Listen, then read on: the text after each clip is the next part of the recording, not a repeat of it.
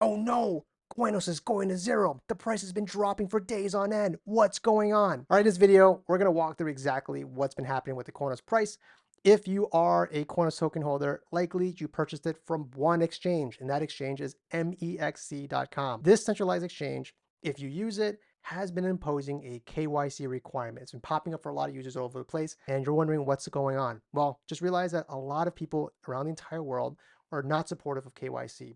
They're holding these tokens, specifically coin, on mexc.com. They're afraid KYC is going to get enforced and they won't be able to sell their tokens. So what are they doing?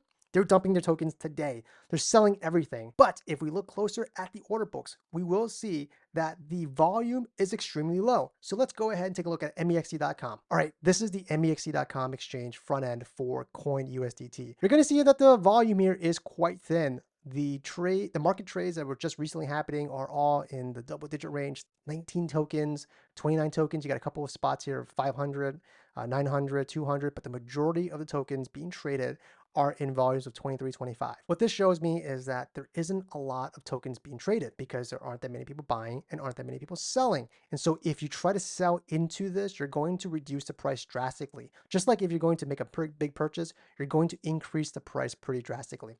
Here, even if you look at this on the 1 hour time frame, notice how the volume for each of these candles are roughly around not even 60,000 tokens.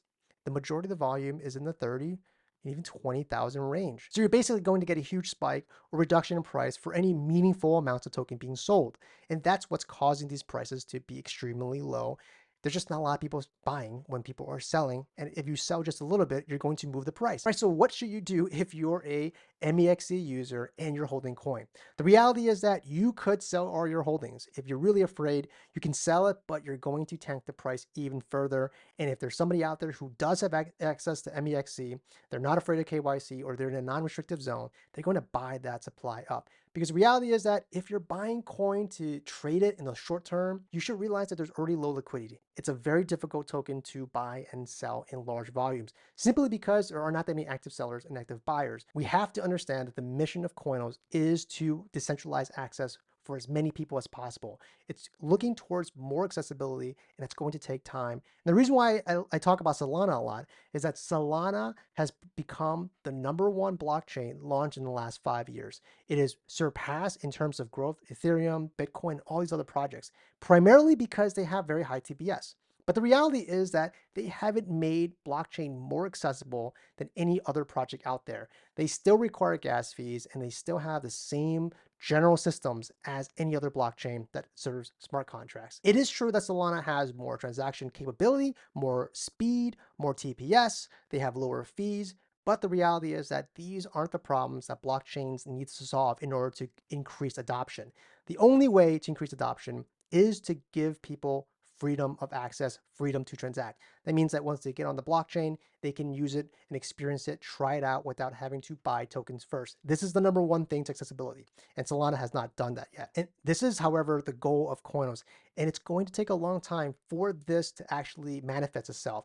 And the way it begins is by launching the blockchain and beginning to show people what it means to have total and absolute control over your digital assets, over your digital life, and the applications that use this to the best of their ability are the ones that are going to greatly profit from this type of network. All right, so just to recap, a lot of the selling pressure is on mexc.com enforcing KYC rules. People just don't want to deal with it, and so they're likely selling their holdings, and the volume of buys and sells on mexc.com is quite small, and that's causing a massive price fluctuation.